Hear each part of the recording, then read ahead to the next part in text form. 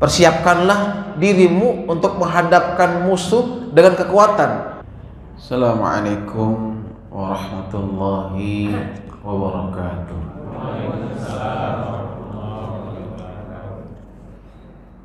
Alhamdulillah alladzi hadana li hadza wa ma kunna linahtadiya laula an hadana Allah. Asyhadu an la ilaha illallah wahdahu la syarikalah wa asyhadu anna Muhammadan abduhu wa rasuluh la nabiyya ba'da. Allahumma salli wa sallim ala sayyidina Muhammadin wa ala alihi wa sahbihi ajma'in, amma ba'du. Faqala ta'ala fi kitabihil karim, a'udzu billahi minasy syaithanir rajim. Wa qatilul musyrikina kaffah kama yuqatilunakum kaffah wa'lamu annallaha ma'al muttaqin. Wa qala aidan wa la taqulu liman yuqtal fi sabilillah amwat bal ahya'u walakin la tash'urun. Hadirin wal hadirat, Bapak Ibu yang dirahmati Allah, alhamdulillah sudah seharusnya kita bersyukur kepada Allah yang telah menyehatkan tubuh kita dan telah menumbuhkan di hati ini kecintaan kepada agamanya, kecintaan kepada rumahnya, sehingga rasa cinta itu membuat kita betah untuk berada di masjid yang mulia ini. Cinta itu yang membuat kita akhirnya ringan melangkahkan kaki ke rumah Allah ini. Mudah-mudahan amal kita ini adalah amal yang diridhoi Allah Subhanahu wa taala. Amal yang diterima Allah dan amal yang nantinya akan memberikan kita syafaat di alam kubur kita maupun nanti di hari kiamat. Amin ya rabbal alamin. Jemaah semuliakan, salah satu kewajiban umat Islam yang tidak boleh hilang dalam semangatnya, dalam hatinya, dan ini harus terus kita pupuk, harus kita jaga, kita rawat dalam kehidupan kita, adalah kewajiban untuk berjuang fisabilillah, untuk berjihad di jalannya. Bahkan kalau ada orang Islam di hatinya itu tidak ada motivasi untuk berjuang, motivasi untuk berjihad, bahkan niat pun nggak ada, dan dia meninggal dunia padahal dia belum sempat berjuang, bahkan nggak ada niat untuk berjihad fisabilillah sampai dia meninggal dunia, maka Nabi mengkabarkan, Nabi yang memberikan warning matinya dalam keadaan munafik. Hadisnya sahih, riwayat Muslim. An Abi Hurairah qala qala Rasulullah man mata wa lam yaghzu wa lam yuhaddis nafsahu bil ghazwi mata ala syu'batin minan nifaq. Rawahu Muslim. Barang siapa yang dia meninggal, dia mati, walam yaghzu, dan selama hidup nggak pernah dia berperang, nggak pernah dia berjuang, nggak pernah dia berjihad, walam yuhaddis nafsahu bil ghazw, bahkan di hatinya nggak ada motivasi, nggak ada niat untuk berjuang, untuk berjihad, mata dan dia mati dalam keadaan seperti itu, nggak pernah berjuang, nggak pernah berjihad, nggak pernah, ya, seumur umur. Bahkan jangankan jihad, niat aja nggak ada, gitu. Niat aja nggak ada. Dan dia mati, kata Nabi, mata ala su'batin nifaq, maka dia mati ke dalam golongan orang-orang yang munafik. Ya, karena salah satu ciri orang munafik itu dia enggan berjihad, enggan berjuang, enggan berkorban untuk agama, gitu. Kita belajar dari semangat jihad saudara kita di Palestina yang gak pernah pudar, yang gak pernah menyerah, ya. Bahkan ketika pucuk pimpinannya, ya, almarhum Ismail Haniyah dibunuh, ya, di Teheran, Iran, itu tidak mengendorkan semangat mereka, gitu. Sudah 10 bulan dari Oktober sampai sekarang, ya, itu waktu yang cukup lama dibandingkan dengan perang-perang sebelumnya. Dulu pernah perang, ya, ada yang cuman 2 hari menyerah, ya. Belanda itu 15 hari menyerah. Paling lama itu bertahan cuma 1 bulan, ya. Tapi ini, ya, Muslim Gaza, ya, dengan persenjataan yang kalah jauh lah sama Israel. Persenjataan mereka bikin sendiri, manual, dengan logistik yang seadanya, ya. Mereka bertahan sudah 10 bulan. Bahkan gak sedikit yang sudah gugur, ya.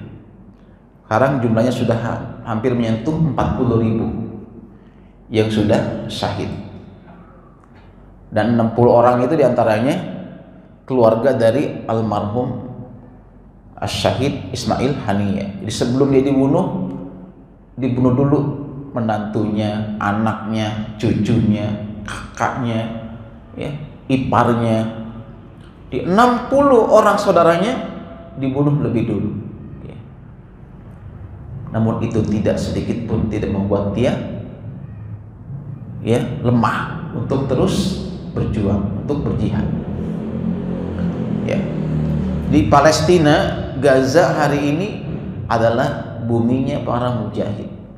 Tanah Gaza itu harum dengan darah-darah mereka, ya. Dan Nabi mengabarkan bahwa nanti tempat yang paling dicari umat Islam untuk, ya, di akhir zaman itu bukan Mekah dan Madinah, tapi Syam, ya. Karena di Syam itulah, ya, Imam Mahdi, Nabi Isa akan berperang, ya, melawan Dajjal, ya. Nah, jemaah semuliakan, jadi semangat jihad atau ruhul jihad itu harus selalu, ya, kita tumbuhkan di hati ini, ya, agar, ya, jangan sampai nanti kita meninggal dunia tapi kita nggak ada sedikit pun di hati ini, ya, niat jihad, sehingga meninggalnya dalam keadaan mati sebagai seorang munafik, ya. Jemaah semuliakan, kalau orang itu, ya, sudah niat untuk berjihad, ya, dengan tulus, dengan ikhlas, ya, meskipun dia belum sempat terjun langsung ke medan perang, tapi dia punya niat, ya, untuk berjihad fisabilillah, maka Allah akan berikan dia rezeki karunia sebagai seorang syuhada, meskipun dia itu belum pernah berjihad, ya. Di Nabi bersabda, barang siapa yang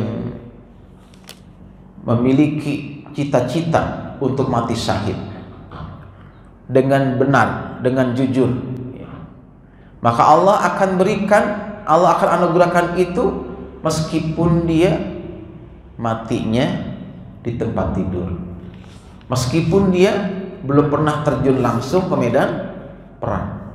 Ya. Nah, jemaah sekalian, dalam hadis yang ditulis oleh Imam Nawawi di kitab Riyadhus Shalihin ini begitu banyak ya keterangan-keterangan ya yang menjelaskan hal itu. Bisa kita bacakan hadisnya. An Anasin qala Rasulullah sallallahu alaihi wasallam man talaba syahadah shadiqan u'tiyaha walau lam tusibhu, rawahu Muslim. Barang siapa yang mencari syahadah, ya, syahadah itu mati syahid, ya kan ada sebuah doa, dan doa ini dibaca oleh para mujahid, dibaca, bahkan dianjurkan dibaca tiap pagi oleh orang-orang yang memang pengen niat mati syahid, ya. Dan rupanya doa ini termasuk doa yang dibaca oleh almarhum Ismail Haniyah. Di antara doanya itu, wa amitha ala syahadah fi sabilik, itu ya, wa amitha ala syahadah fi sabilik, ya. Dan ya Allah, matikanlah aku, wafatkanlah aku, ya, dalam keadaan syahid fi sabilik, di jalanmu. Itu diantara doa yang dipanjatkan tiap pagi oleh Ismail Haniyah, dan Allah berikan, Allah kabulkan doanya itu hari Rabu dini hari. Allah wafatkan dia dalam keadaan syahid di usia 61 tahun. Jarak syahidnya dia dengan gurunya itu 20 tahun. Di kalau Syekh Ahmad Yasin itu syahidnya 2004, ketika dia mau berangkat sholat subuh, ya. Dia kan dalam keadaan lumpuh, ya kan, pakai kursi roda, ya kan, berangkat sholat subuh di rudal,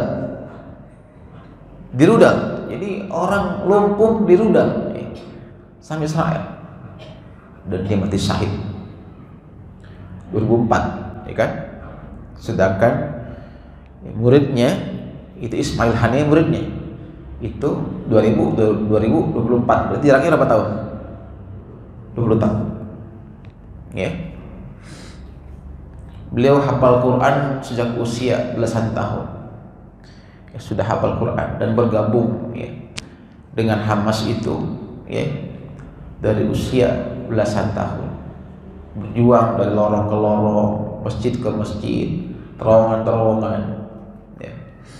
Namun karena beliau ini diincar oleh Israel terus, mau dibunuh, beberapa kali dicoba membunuh di Gaza, itu gagal terus.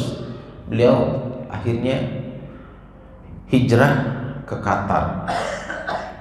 Beliau di sana berjuang dari luar, itu mencari dukungan keluar, ya, diplomasi dengan dunia luar. Maka dia sering ke pergian keluar, ya, sering ke Mesir, bolak-balik ke Turki, ya.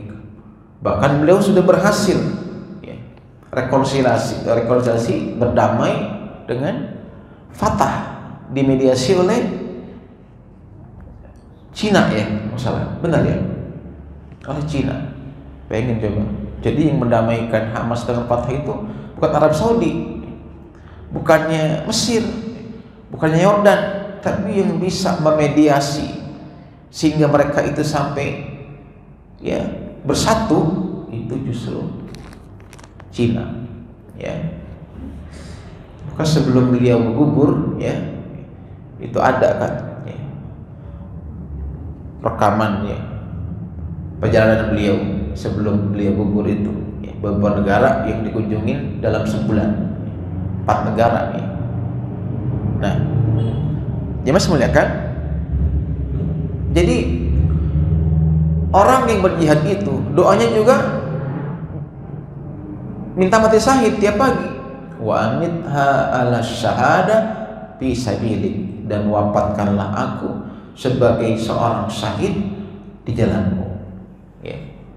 Kan di sini hadisnya man talaba syahada shadiqan u'tiyaha walau lam tusibhu. Maka barang siapa yang mohon kepada Allah minta dianugerahkan sebagai orang yang mati syahid, shadiqan dengan jujur, dengan benar gitu. Bukan cuman ya mulut aja. U'tiyaha, Allah pasti akan berikan itu. Walau lam tusibhu, meskipun dia tidak pernah ikut berperang, gak pernah ikut berjihad, ya, karena kendala tempat yang jauh, kendala di mana dia ingin berjuang tapi gak ada jalan untuk ke sana, kendala gak punya kemampuan tempur, pokoknya banyak kendalanya, tapi ini sangat terpingin gitu, mati syahid. Allah berikan meskipun dia belum sempat ikut berjuang, belum sempat ikut ya berjihad langsung ya kepada ya orang-orang kafir. Jemaah semuliakan, kemudian Nabi bersabda, An Abi Hurairah qala qala Rasulullah ma yajidu syahid min masil qatli illa kama yajidu ahadukum mimmasil qarsati. Tidaklah seorang yang mati syahid itu merasakan sakit ketika dia dibunuh, dibom. Kan mungkin kita ngeliat nih, orang syahid itu kan ada yang ditebas, ada yang ditembak, ada yang dibom. Kita ngira, waduh kasihan banget ya, sakit banget itu ya. Kata kita gitu ya, betul. Ada yang hancur kakinya, ya enggak? Betul? Ya, ada yang pecah kepalanya. Waktu lihat tuh ya di medsos kan betapa kita nyata kasihan anak-anak kecil juga tuh ya. Banyak yang terluka ya. Kata Nabi ini, tidaklah ya orang yang mati syahid itu ketika dia terbunuh ya merasakan sakit kena pedang, kena senjata, kena bom, illa kecuali kama yajidu ahadukum mimmasil qarsam, kecuali mereka itu merasakan seperti dicubit. Apa ya? Dicubit. Yang lain seperti mereka merasakan digigit semut. Wah, gitu. Pun darahnya itu mengalir deras gitu ya. Tangannya putus, kakinya putus kena bom. Tapi karena Allah cinta kepada orang yang jihad, Allah hilangkan rasa sakit itu, sehingga mereka itu ketika mendapatkan luka sampai dia syahid, itu mereka enggak rasain sakitnya, melainkan kata Nabi seperti orang dicubit atau seperti orang digigit dengan semut ya. Allah hilangkan sakitnya itu. Makanya ada sahabat Nabi itu lagi perang, ya. Pas ke perang itu tangannya ketebas, ya. Tangannya ketebas. Ketebas di tangannya kan gitu, antel-antelan tuh. Jadi ketika dia perang, tangannya ketebas, udah putus, tangannya tuh kan jadi apa tuh? Apa namanya? Iya. Jadi ribet dia gitu. Jadi perang ribet, tangannya kan ini gitu. Karena mau putus, jadi nggak bisa digerakin, antel-antelan gitu.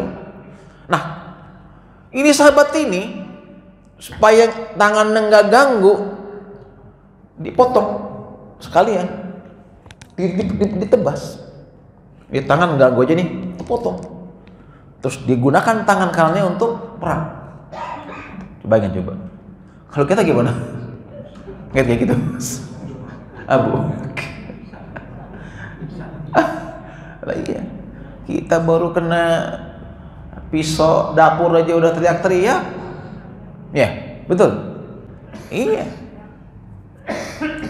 Baru ngeliat sapi dipotong aja udah teriak-teriak. Sahabat Nabi pakai gitu. Mereka nggak ngerasa sakit gitu. Ya. Bahkan ada sahabat Nabi itu, karena memang Allah hilangkan sesakit itu, ketika dia sedang ditugaskan Nabi untuk hirosah, ya, untuk ribat, ya, menjaga. Jadi yang lain tidur, dia suruh jaga, jangan sampai nanti ada musuh yang nyusup. Sambil jaga, kalau kita kan mungkin buka HP, gitu ya, kita gitu kan, sambil jaga nih ronda, buka HP, buka YouTube, buka TikTok. Kalau kita tuh ya. Nah, sahabat Nabi ini begitu ditugasin jaga, dia gunakan buat qiyamul lail, tahajud. Lagi tahajud tuh dipanah, kena pundaknya, dicabut mandi, tok, lewat lagi, panah lagi, kena pinggangnya, dicabut lagi, plok. Panah lagi, kena kakinya, dicabut lagi, plok. Sampai dia tahiyat terakhir, darah itu sudah menggenang. Temennya di sebelahnya bangun, kaget niat darah itu menggenang. Kamu kenapa nggak bangunin saya? Gitu loh. Karena kamu terluka parah, gitu loh. Bayangin coba Pak, kalau kita jangankan kena panah, nyamuk nempel, masa nggak? Benar gak Pak? Ya enggak? Nyamuk aja nempel, masih berasa gitu loh. Ini udah tingkatan wali nih kalau kayak gini ya. Jadi orang yang jihad itu, ya, karomahnya Allah hilangkan rasa sakit yang dimana tubuhnya itu terkena panah, terkena pedang, tombak, segala macam, sehingga mereka merasakan seperti hanya digigit semut, seperti dicubit gitu loh. Ya, ini karomah, ya, orang yang jihad sabilillah, begitu. Ya. An Abi Hurairah qala qala Rasulullah sallallahu alaihi wasallam, man ihtabasa farasan fi sabilillah imanan billah tasdiqan bi wa'dihi fa inna shiba'ahu wa rayyahu wa rawsatu wa baulahu fi mizanihi yaumal qiyamah, rawahul Bukhari. Barang siapa, ya, yang memelihara kuda untuk jihad fisabilillah, ya, semata-mata kena iman kepada Allah. Dipiara kuda itu bukan untuk gagah-gagahan. Kadang-kadang ada tuh orang piara kuda mahal, buat apa? Buat apa? Buat pacuan, buat kegagahan, pamer gitu ya. Ini dia beli kuda untuk fisabilillah, untuk perang, ya. Imanan billah, karena iman kepada Allah. Tasdiqan biwa'dihi, membenarkan janjinya Allah, ya. Maka kuda itu dari mulai kenyangnya, ya, pakannya, ya, kotorannya, baulahu, kencingnya, pinizani yaumal kiamat, itu semua nanti ditimbang di hari kiamat. Bayangin coba tuh. Jadi orang yang punya kuda, ya, dan kuda itu digunakan untuk jihad fisabilillah, maka nanti dari kiamat itu sebagai bentuk penghormatan Allah kepada mujahid, kudanya itu dari, ya, pakannya, kotorannya sampai kencing-kencingnya itu ditimbang di hari kiamat sebagai amal soleh dia, ya. Masya Allah, ya. Makanya boleh kita punya kuda, ya kan, boleh piara kuda, niatin buat jihad. Karena nanti di akhir zaman orang perang itu akan manual, Pak. Karena nanti akhir zaman itu tank udah nggak jalan, ya. Pesawat tempur udah nggak bisa terbang, ya. Nanti akhir zaman itu perang kembali dengan panah. Karena yang namanya senjata itu udah nggak bisa digunakan lagi. Udah ada apa tuh sama Allah tuh dihilangkan, namanya listrik udah nggak ada, sinyal udah nggak ada. Sekarang kan Israel itu bisa bunuh orang jarak jauh, ya. Seperti membunuh Bahania itu kan jarak jauh, ya kan? Itu kan pakai sinyal, ya kan? Pakai sinyal, ya. Makanya ada pesawat tanpa awak, ya kan? Dikirim buat bunuh seorang pakai sinyal. Makanya di Hamas itu di antara pantangannya mereka nggak boleh pakai handphone, ya. Nggak boleh pakai handphone. Kenapa? Karena Israel itu mencari, ya, para tokoh-tokoh itu lewat sinyal, ya. Maka sinyal itulah nanti buat panduan dia untuk menyerang dari jarak jauh pakai remote, ya kan? Diarahkan pakai remote. Nah nanti itu nggak ada lagi, nggak bisa lagi gitu. Makanya di akhir zaman itu Nabi Isa membunuh Dajjal itu pakai tombak, bukan pakai senapan, ya. Akan kembali nanti di akhir zaman itu air udah nggak bisa lagi pakai jet pump, gali, ya kan? Sekarang aja di Gaza kena nggak ada listrik, mereka manual gali sumur. Kayak kita zaman dulu, tahun berapa tahun dulu di sini Titik Rahmat pakai sumur, Bu? Tahun berapa? Dulu kita masih pakai sumur. Ayo, ngalamin nggak? Nimba, ngalamin nggak? Ngalamin ya? Belum ada jet pump, belum ada mesin air. Kita gali sumur tuh. Dulu ada profesi orang penggali sumur, ada ya? Ada nggak? Sekarang udah nggak ada kan? Ya. Ada tukang bor, ya kan? Nanti di akhir zaman orang akan manual, air nimba lagi, ya kan? Perang pakai kuda, pakai panah, pakai tombak, gitu, ya. Maka kalau orang punya kuda dan dipelihara untuk jihad fisabilillah, maka seluruhnya akan dihitung, ya, sebagai sebuah amal soleh. Ya. Nabi mencela dan melarang, mengancam orang yang punya keahlian, ya, memanah, ya, kemudian dia tinggalin, nggak mau lagi latihan, nggak mau ngajarin, nggak diakui umatnya, ya. Bayangin kata Nabi ini, man ullimar ramya, barang siapa yang pernah diajarkan memanah, udah pernah dia diajarin cara mana sampai mahir gitu, summa tarakahu, ditinggalin, nggak lagi latihan lagi, nggak pernah dipakai ilmunya, nggak pernah diajarkan ke orang lain, ya, falaisa minna, maka dia bukan termasuk pengikut kami.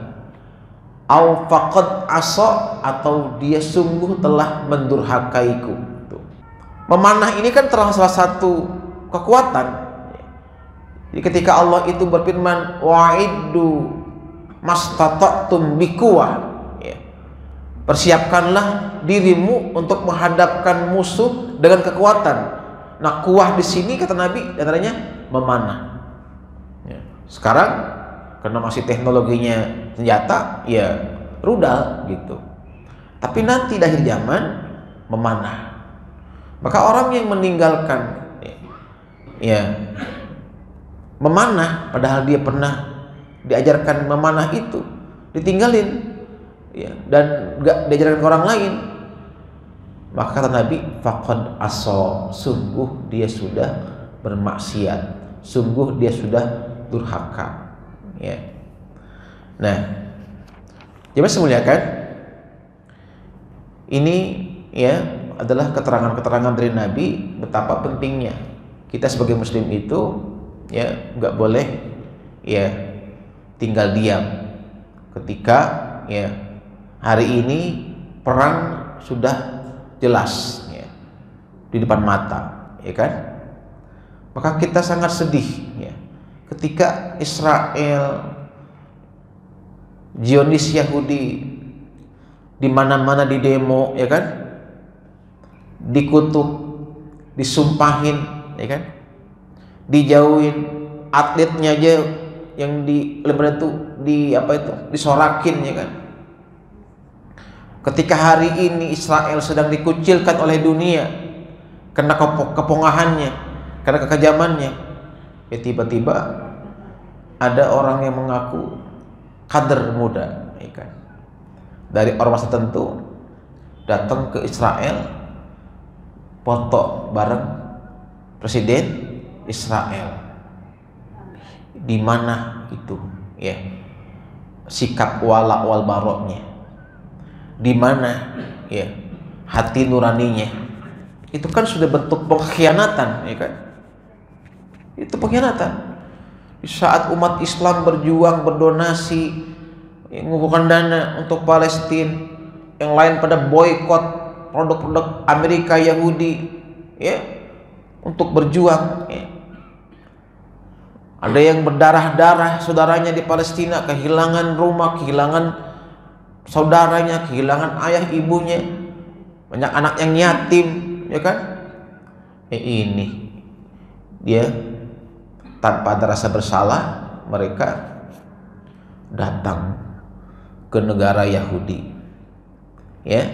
Apa tujuannya katanya? Kepingin ya supaya Yahudi itu ya berdamai dengan Palestina, supaya Netanyahu itu menghentikan perangnya. Lo PBB aja nggak bisa apa-apa, bener Pak?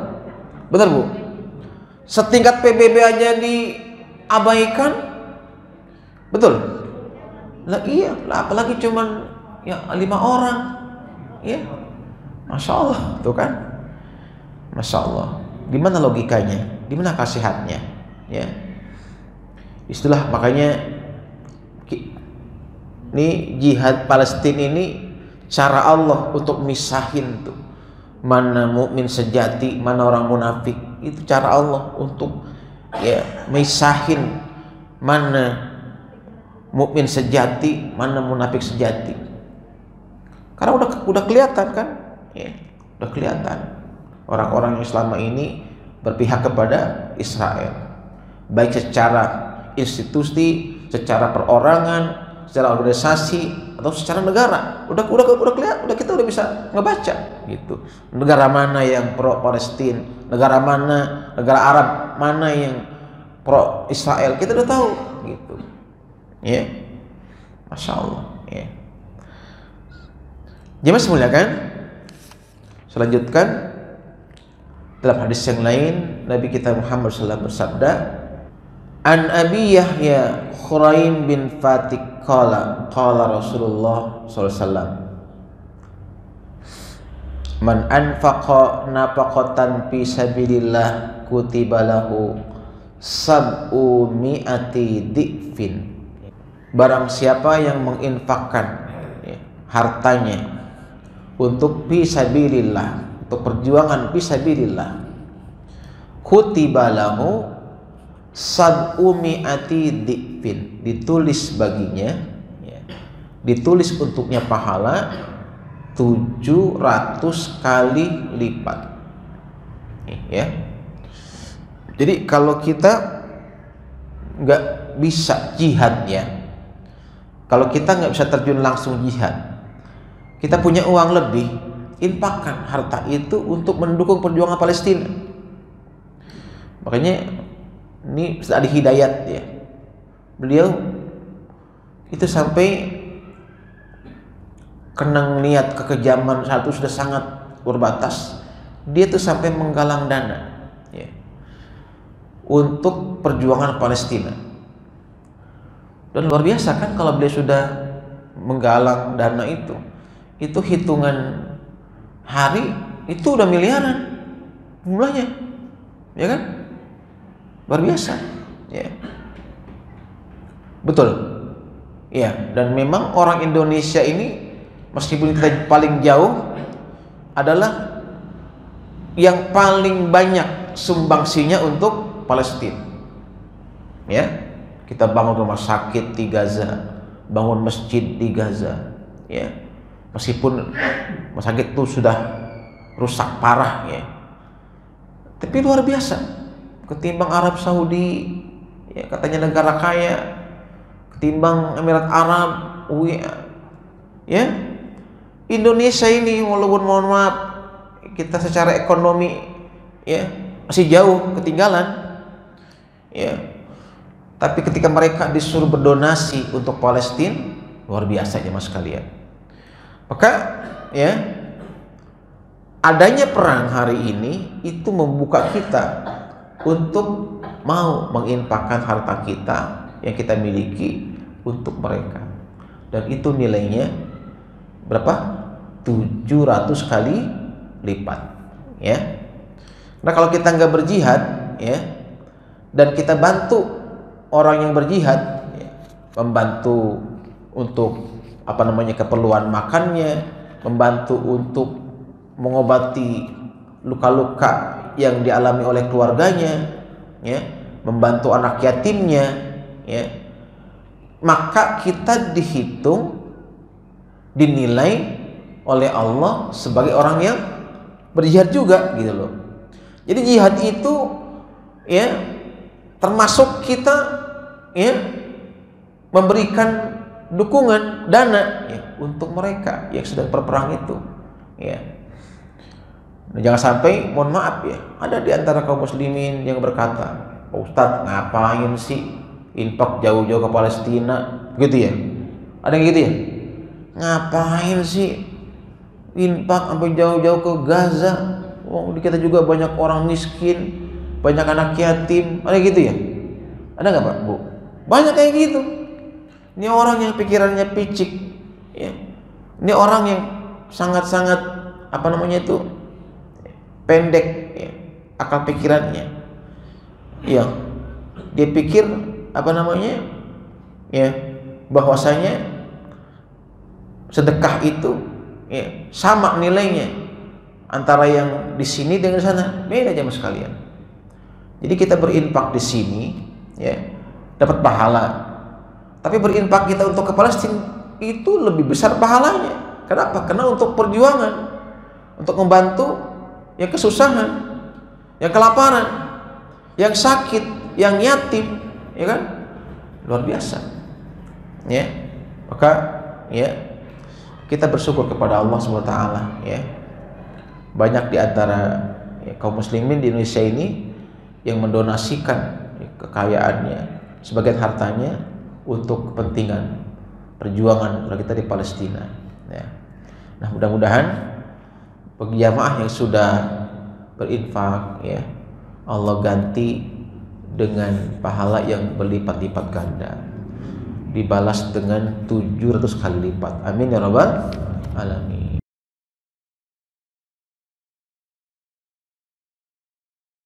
Baik, bagus Pak pertanyaannya. Kalau negara kita kondisinya aman, nggak ada perang, jihadnya dengan cara apa? Nah, ini dalam kitab Al-Fatawa, ya, yang ditulis oleh Al-Imam Ibnu Taimiyah, beliau jelasin bahwa jihad itu sangat luas medannya. Kalau di sebuah negara kondisinya sedang perang dengan orang kafir, kata beliau, maka jihad yang paling utama adalah ikut berperang. Kalau kita di kondisinya kayak Gaza gitu, maka yang paling utama ikut berperang sampai syahid, itu yang pertama. Tapi kalau di sebuah negara itu yang ada nggak ada perang, tetap damai, tapi banyak pinjol, ada nggak? Masyarakat terjerat pinjol, riba, maka membebaskan mereka dari ribawi, dari pinjol, itu termasuk jihad yang utama. Atau yang ada adalah banyak umat Islam yang bodoh. Banyak umat Islam tuh yang gak bisa baca Quran, maka membangun rumah tahfiz Quran, rumah Quran, agar umat Islam itu belajar Quran, itu jihad juga. Wah, semuanya udah bisa ngaji Pak Ustadz. Wah, alhamdulillah nih, Jamal Mutakin semuanya baca Qurannya lancar. Umat Islam tuh semuanya baca Qurannya udah bagus, banyak hafiznya. Yang ada kemiskinan, banyak orang miskin, banyak anak yatim, banyak janda-janda miskin. Maka menolong orang miskin, ya, menyantuni janda-janda miskin, itu juga jihad fisabilillah, gitu. Karena Nabi bersabda, sering sampaikan, as-sa'i al-armalati wal miskin kal mujahid fi sabilillah. Ini kata Nabi. Ya. Orang yang berusaha dengan sungguh-sungguh untuk meringankan beban para janda dan orang miskin seperti orang yang sedang jihad di jalan Allah. Au kal qaimi la yafturu, bahkan orang itu seperti orang yang qiyamulail, enggak tidur, bahkan seperti orang yang puasa sepanjang hari. Gitu, Pak. Jadi ntar pulang Bapak cari janda yang miskin, santunin, ya, maka itu jihad fisabilillah. Nah, begitu Pak. Sudah azan, kita tutup. Subhanaka Allahumma wa bihamdika asyhadu an la ilaha illa anta astaghfiruka wa atubu ilaik. Assalamualaikum warahmatullahi wabarakatuh.